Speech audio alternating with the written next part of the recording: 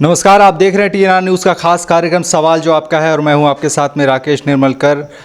पहले चरण का मतदान छत्तीसगढ़ में हो चुका है और दूसरे चरण का मतदान 17 नवंबर को होना है। वैसे में हम लगातार अलग अलग प्रत्याशियों से मिल रहे हैं, साथ ही साथ उन विधायकों के कामकाज का हिसाब किताब ले रहे हैं जिनको पिछले बार बड़े भरोसे के साथ जनता ने पद पर बिठाया था। इस समय हमारी मौजूदगी है रायपुर में और रायपुर ग्रामीण विधानसभा क्षेत्र से इस बार बहुत सारे प्रत्याशी मैदान में है। उसी बीच बहुजन समाजवादी पार्टी ने भूपेंद्र घितलहरे जी को टिकट दिया है और वही हमारे साथ है। सर, बहुत बहुत स्वागत है आपका हमारे इस खास कार्यक्रम में। धन्यवाद। पहले हम आपके जीवन के बारे में जानना चाहते हैं सर कि कैसा रहा आपका जीवन, चूँकि पहला पड़ाव रहता है।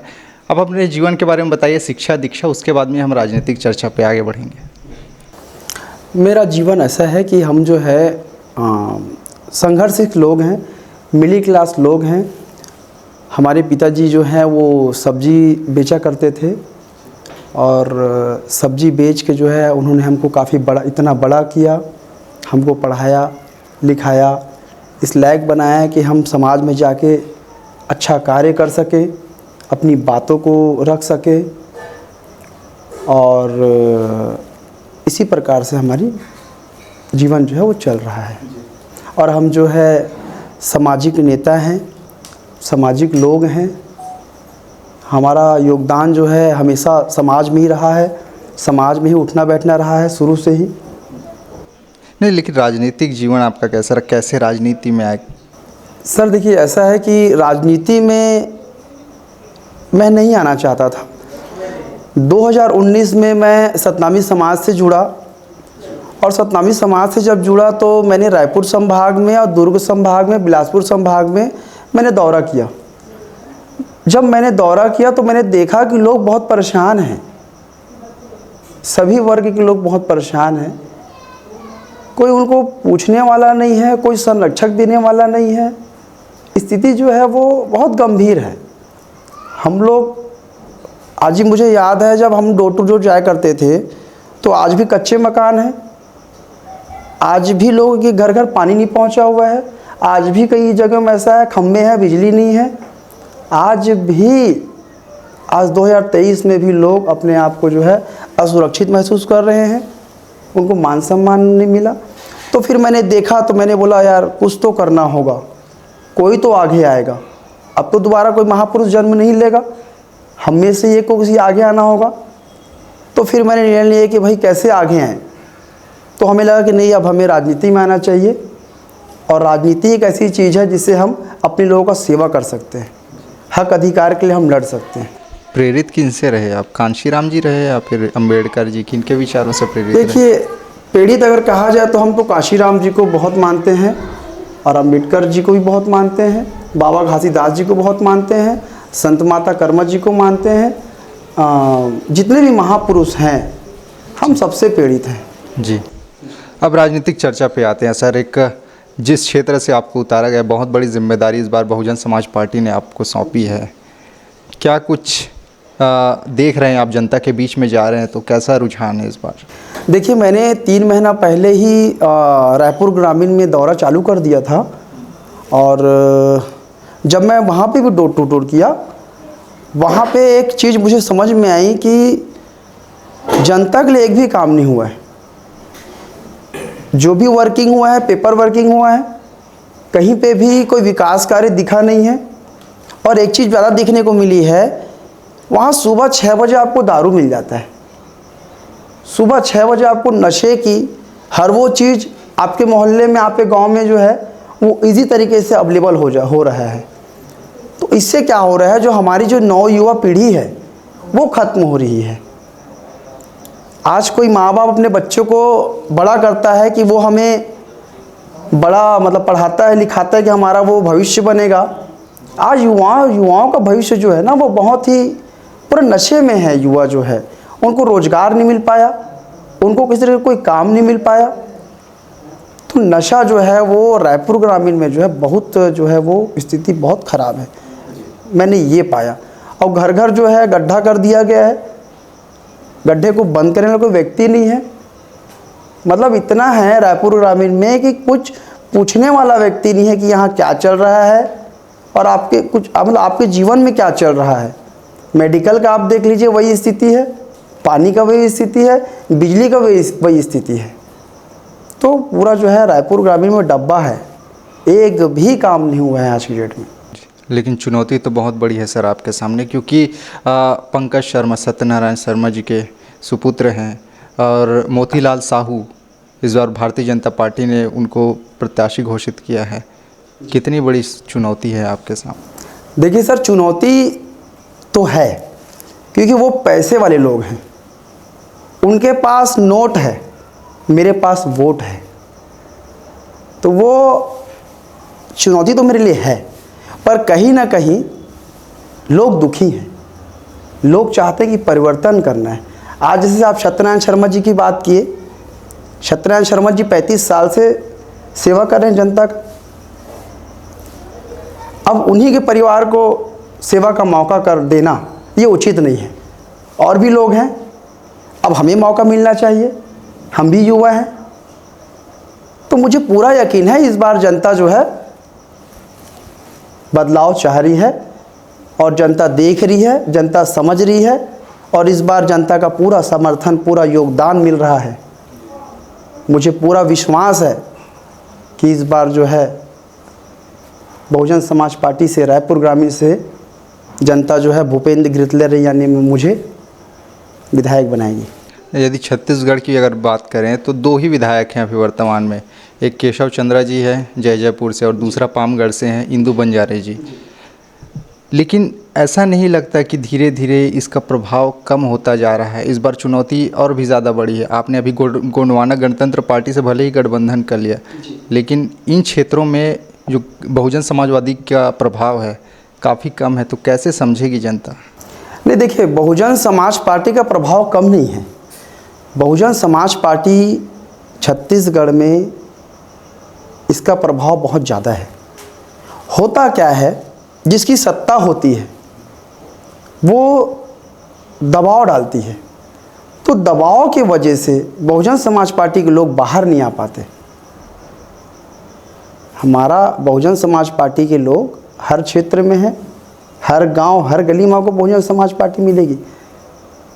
80-85 से जो है काशीराम साहब जी यहाँ जो गुल खिला के गए हैं, उनका जो संदेश है आज भी लोग के दिलों में बसता है। आप जाके आप देखिए, रायपुर बिलासपुर संभाग में आप जाके देखिए, घर घर जो है बहुजन का नाम है, बीएसपी का नाम है। तो इस बार आप देखिए पूरे छत्तीसगढ़ में हर जगह आपको नीला झंडा दिखेगा। बहुत आत्मविश्वास से कह रहे हैं, लेकिन आपकी जो प्रमुख हैं मायावती जी, वो बहुत ही कम नज़र आती, न मीडिया में ज़्यादा वो रहती हैं, न तो चर्चा अभी उनकी ज़्यादा है। तो ऐसा नहीं लगता कि जब चुनाव का समय है तो उनका आना बहुत ज़रूरी है, उनकी कमी नहीं खलेगी? देखिए, मैं तो अभी युवा हूँ, उनके विषय में ज़्यादा कुछ कह नहीं पाऊँगा।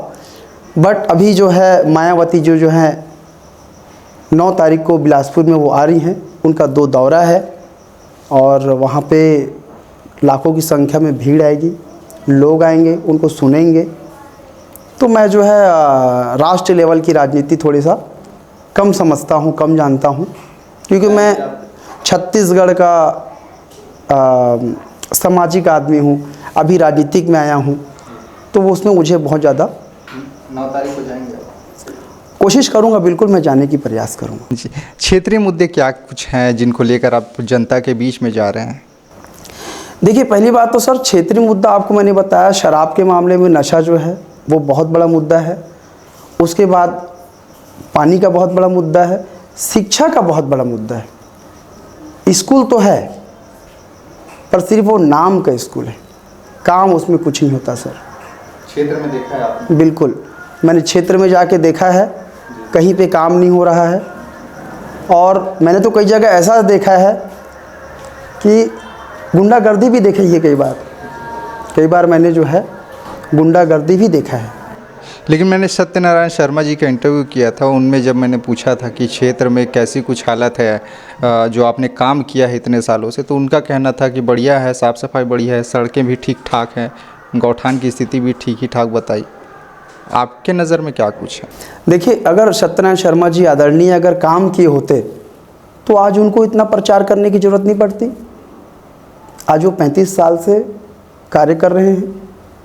अगर काम होता तो इतना प्रचार करने की ज़रूरत ही क्या है? वो तो ऐसे ही चुनाव जीत जाते। काम नहीं हुआ है ना, तभी इतना प्रचार करना पड़ रहा है, तभी तो दौड़ना पड़ रहा है, तभी तो भागना पड़ रहा है। काम बिल्कुल नहीं हुआ है साहब, कहीं काम नहीं हुआ है। और जो 5 साल भूपेश सरकार ने कहा कि हमने अच्छे खासे काम किए हैं, इस बार भी बड़ी ही दमखम के साथ आगे बढ़ने की वो लोग बात कर रहे हैं। कैसे देखते हैं काम काज को? देखिए सर, मैं फिर वहीं आ गया। मैं जो है राजनीतिक आदमी नहीं हूँ, अभी अभी मैं राजनीति में आया हूँ।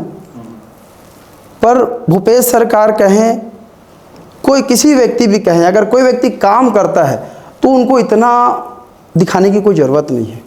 जैसे अगर मैं अच्छा काम करूँगा तो जनता मुझे खुद वोट देगी, मुझे उसके बाद जाने की ज़रूरत नहीं है। वो तो मुझे मेरा काम देख के वोट देगी ना मुझे प्रचार करने की ज़रूरत है। जनता तो जानती है ना कि भाई इस जगह में काम अच्छा हुआ है, तो वोट तो मिलेगा साहब, क्यों नहीं मिलेगा? तो मेरे ख्याल से साहब ये पूरा रायता फैलाने का काम हो रहा है पूरे छत्तीसगढ़ में। जी, लेकिन आपने कहा कि नीला झंडा दिखेगा, लेकिन ये आत्मविश्वास जो है आपका, इसके पीछे आधार क्या है और आपकी भूमिका क्या होगी अगर जीत कर आते हैं तो? देखिए सर, ऐसा है, नीला झंडा इसलिए दिखेगा बोल रहा हूँ मैं आपको, क्योंकि हमारे बिना सरकार नहीं बनेगी। हमारे इस बार जो है 10 से 12 विधायक किंग मेकर हो सकते हैं। किंग मेकर तो नहीं बोल सकता सर, पर हमारे बिना विधायक नहीं बनेगा। आप ही कह रहे हैं कि हमारे बिना नहीं बन सकते। जी। मैं इसीलिए कह रहा हूँ कि क्या किंग मेकर हो सकते? बिल्कुल किंग मेकर ही बन सकते हैं सर, क्यों नहीं बन सकते? वो तो उस समय देखा जाए क्या चल रहा है, कौन कौन कितना सीट लेके आ रहा है, कैसे उनसे बातचीत होती है। पर इतना तय है, हमारे बिना शासन नहीं बनेगा। जी। भाजपा के बारे में क्या कहेंगे? देखिए सर, भाजपा जो है 15 साल जो है बहुत अच्छे से लूटा है पूरे छत्तीसगढ़ को, यही बोल सकता हूँ मैं। तो क्या कुछ कैसा बहुजन समाज पार्टी की अगर मैं बात करूं तो आप बैठे हैं, आप मुझे बताइए कि छत्तीसगढ़ की कल्पना आप कैसे करते हैं? देखिए सर, पहली चीज़ तो ये है, बहुजन समाज पार्टी जो है वो संविधान को लेकर चलती है, संवैधानिक पार्टी है और महापुरुषों की विचारधारा से ये जो पार्टी वो चलती है ना। तो जब महापुरुषों के हिसाब से जब पार्टी चल रही है, महापुरुषों के हिसाब से हर कार्य हो रहा है और संविधान को हम फॉलो कर रहे हैं, तो जब संविधान को आदमी फॉलो करेगा तो घर घर सपना सबका पूरा होगा, सबको मान मिलेगा, सम्मान मिलेगा, अधिकार मिलेगा। तो ये तो बहुजन समाज का एजेंडा है। मान सम्मान की बात करें, लेकिन कांग्रेस सरकार में अभी भी हाल ही में जो बहुत बड़े बड़े गंभीर आरोप लगे, चाहे सट्टा को लेकर, CGPSC का मामला, इसको आप कैसे देखते हैं, क्या कहेंगे? देखिए सर, ऐसा है, गलत है, बहुत गलत है। सबको मौका मिलना चाहिए। अगर कोई विधायक, कोई मंत्री का बेटा है, सर ये गलत है, सबको मौका मिलना चाहिए। ऐसे में अगर मौका नहीं मिलेगा तो वो युवा कहाँ जाएगा जो इतने साल से मेहनत कर रहा है? वो भी तो कुछ सपना देखा है अपने भविष्य के लिए। सर ये बहुत गलत है, ऐसा नहीं होना चाहिए। मैं इसका कड़ा निंदा करता हूँ। शिक्षा की आपने कुछ देर पहले बात की, लेकिन शिक्षा को लेकर कांग्रेस पार्टी जो कह रही है कि हमने आत्मानंद स्कूल खोला है, अभी अपने मैनिफेस्टो में फिर से कहा कि हम सभी जितने सरकारी स्कूल हैं सबको हम आत्मानंद में कन्वर्ट कर देंगे। लगता है सच में कि ठीक ठाक शिक्षा की व्यवस्था? सर देखिए, आत्मानंद स्कूल नाम रखने से शिक्षा का उद्धार नहीं होगा। स्कूल का नाम बदलने से, स्कूल को मोटिवेट कर देने से या स्कूल को पेंट में वगैरह कर देने से स्कूल जो है तरक्की नहीं करेगा। उसके लिए आपको और अंदर जाना होगा। वहाँ के जो प्रिंसिपल हैं, वहाँ के जो हेड मास्टर हैं, उनको आपको सुधारना पड़ेगा। मैंने कई स्कूल में गया है, बहुत गंभीर स्थिति साहब, मैंने तो गया है ना, डोर टू डोर गया है, मैंने तो देखा है स्कूलों की स्थिति को। आज भी बच्चे जो है नंगे पांव घूम रहे हैं, टीचर जो है मस्त बैठे हैं, पंखे का हवा ले रहे हैं, कोई सूद बूद लेने वाला व्यक्ति नहीं है साहब। आत्मानंद नाम रखने से काम नहीं होगा, उसको पहल करना होगा। पहल करना होगा। लेकिन एक बात और, आप भी सतनामी हैं, लेकिन भारतीय जनता पार्टी ने इस बार आरंग से एक बहुत बड़े चेहरे जो आपके समाज का प्रतिनिधित्व करते हैं, खुशवंत सिंह जी को, उनको उतारा है। क्या कहेंगे उनके बारे में? देखिए, वो राजनीति ही कर रहे हैं, अच्छी बात है। और राजनीति जो है वो किसी एक समाज को लेकर नहीं चलता। अगर आज खुशवंत जी को टिकट मिला है तो खुशवंत जी अगर जीतते हैं तो सब समाज के लिए काम करेंगे, है ना भाई। सभी के वो नेता हो रहेंगे, तो वो जीते हारे वो जनता निर्णय जो है वो तय करेगी। लेकिन क्या है, बहुत से लोगों, आप ही के समाज के बहुत से लोगों का कहना है कि गुरु को राजनीति में नहीं आना चाहिए, इसलिए मैं आपका पक्ष जानना चाह रहा था। देखिए सर, ऐसा है कि राजनीति में गुरु को क्यों नहीं आना चाहिए भाई। बीजेपी में आदित्य योगीनाथ भी तो गुरु है, वो भी आए, तो सतनामी समाज को भी आना चाहिए, क्यों नहीं आना चाहिए? बिल्कुल आना चाहिए। अगर उनकी मंशा है, अगर वो देख रहे हैं कि नहीं भाई मेरा समाज जो है, मैं गुरु रह के नहीं कर पा रहा हूँ, विधायक रह के अगर हो कर पाऊँ, वो उनकी मंशा है, तो बिल्कुल आना चाहिए, क्यों नहीं आना चाहिए? सबका स्वागत है राजनीति में। बहुत इसको संतुलित जवाब आपने दिया है, क्योंकि बहुत से लोगों का इस पर विरोध आया है कि ये नहीं होना चाहिए। चुनाव में हम पैर छूते थे जाके, अब वो चुनाव के समय में हमारा पैर छू रहे हैं, ऐसा उनका कहना था। इसीलिए खैर, अब जाते जाते आपके क्षेत्र की जनता को अगर कुछ संदेश देना चाहेंगे सर हमारे माध्यम से। देखिए, मैं रायपुर ग्रामीण की जनता से निवेदन कर रहा हूँ, हाथ जोड़ के प्रार्थना कर रहा हूँ। मैं आपसे एक ही चीज़ पूछना चाहूँगा कि इतने सालों में आपको क्या मिला? इतने सालों में आपको क्या मिला? आपके परिवार को क्या मिला? आपके समाज को क्या मिला? आपके गांव को क्या मिला? आपके राज्य को क्या मिला? सोचिए और फिर वोट दीजिए। अगर आपका विकास नहीं हुआ है तो आप उस व्यक्ति को वोट बिल्कुल मत दीजिए। विकल्प चुनिए, और विकल्प बहुजन समाज पार्टी हाथी छाप विकल्प है। तो मैं आपसे निवेदन कर रहा हूं हाथ जोड़ के, इस बार जो है आप हाथी छाप को वोट दीजिए और रायपुर ग्रामीण में भूपेंद्र गिरत लहरी जी यानी मुझे विधायक बनाइए। मुझे पूर्ण विश्वास है मैं अच्छा कार्य करूंगा। आप सभी का धन्यवाद। जय हिंद, जय छत्तीसगढ़। तो आपने सुना रायपुर ग्रामीण विधानसभा क्षेत्र से बहुजन समाजवादी पार्टी के प्रत्याशी भूपेंद्र घित लहरे जी को, जिनका कहना है कि इस बार छत्तीसगढ़ में नीला झंडा लहराने वाला है। अगर उनको मौका मिलता है तो बहुत ही ईमानदारी से वो लोगों की सेवा में तत्पर रहेंगे। बहरहाल इस खास कार्यक्रम में इतना ही। अगली बार होगी आप सबसे फिर मुलाकात, तब तक के लिए अनुमति दीजिए। नमस्कार।